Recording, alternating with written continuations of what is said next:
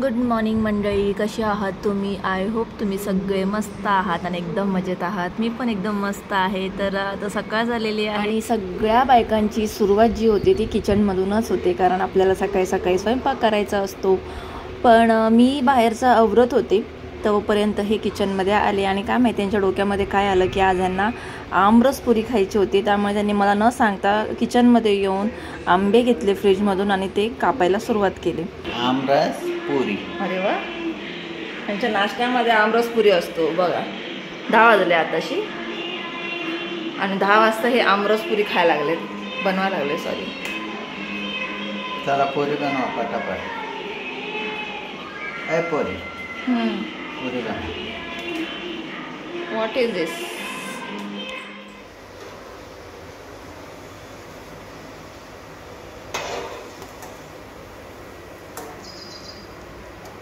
हे समोसा आहे का पुरी आहे? बघ बघ बघ, पुरी आहे पुरी. बघ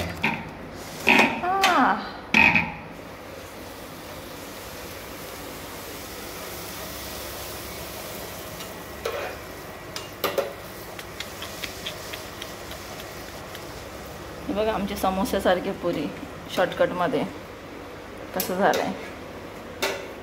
इन्स्टंट पुरी, इन्स्टंट पुरी, समोसा पुरी.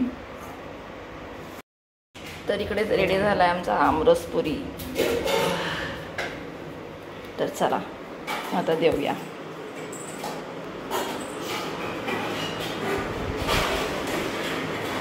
खाऊ.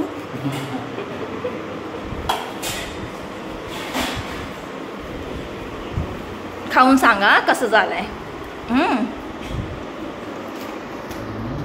मस्त झालंय ना. मग मी बनवलंय हे बघ, हे असे हे पुरी बघा कसं आहे. तर वरती छतवरचं म्हणजे प्लास्टर बाकी होतं आणि पायरीवरचं काम एवढं बाकी होतं. मग ते करण्यासाठी आज आले होते मिस्त्री लोक. मग त्यांचं काम ते करत होते बाहेर. आणि मग संध्याकाळी ना 3-4च्या दरम्यान ना थोडंसं वातावरण एकदम थंड झालं आणि खूप छान झालेलं वातावरण. आणि आता सध्या म्हणजे गेल्या आठवड्यापासून म्हणजे 4-5 दिवस झाले कंटिन्यू पाऊस आहे. रात्री 4-5 वाजले की म्हणजे संध्याकाळचे 4-5 वाजले ना की मस्त असा वारा सुटतो आणि थंड वारा असा सुटतो आणि पाऊस चालू होतो. तर आमच्याकडे तर कंटिन्यू 4-5 दिवस झाले पाऊस आहे. तुमच्या इकडे पण पाऊस आहे का मला कॉमेंटमध्ये सांगा. आणि वातावरण मस्त झाल्यामुळे मी आल्यावरती आणि म्हणलं थोडंसं शूट करूया आणि तुमच्यासोबत शेअर करूया.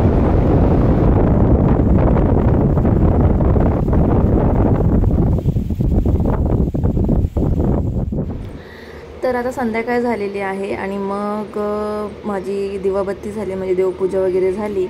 आणि मग आता विचार चालला आहे की स्वयंपाक म्हणजे काय करायचं रात्रीचं.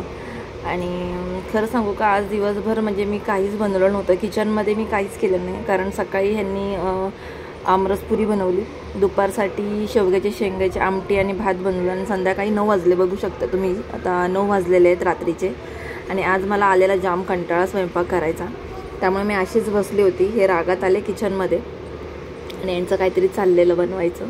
मी म्हटलं चला बनवत आहे तर मग आपल्याला तेवढीच सुट्टी आराम. मग मी गेले आतमध्ये त्यांना विचारायला कोणावर जोर दाखवत आहे. काय आहे हे?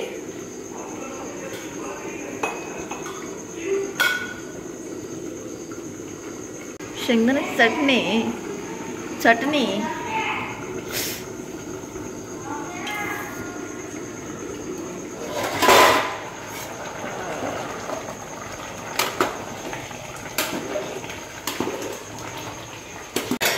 बघितलं तुम्ही, मी त्यांना किती विचारलं पण त्यांचा काही रिप्लाय नाही आहे. म्हणजे नो रिप्लाय, म्हणजे तोंड फुगलेलं आहे त्यांचं थोडक्यात.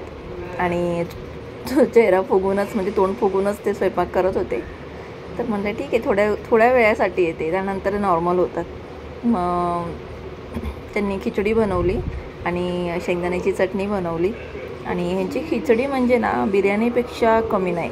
म्हणजे एवढं एक्सपेरिमेंट करतात ना ते. किचनमध्ये गेले ना ते सरळ सोप्या पद्धतीने जेवण बनवणारच नाही. त्यात काहीतरी एक्सपेरिमेंट करूनच बनवणार. बघू शकता तुम्ही, बटाटा टाकून मस्त असं पुलावसारखं त्यांनी खिचडी बनवली. आणि मग मस्त काय पापड बिप्पड तळून मी आणलं बाहेर आणि मग एन्जॉय केलं आमची गरमागरम खिचडी. तर चला तर मंडळी, भेटूया आपण नेक्स्ट व्लॉगमध्ये. आजचा व्लॉग तुम्हाला कसा वाटला मला कमेंट करायला विसरू नका. बाय.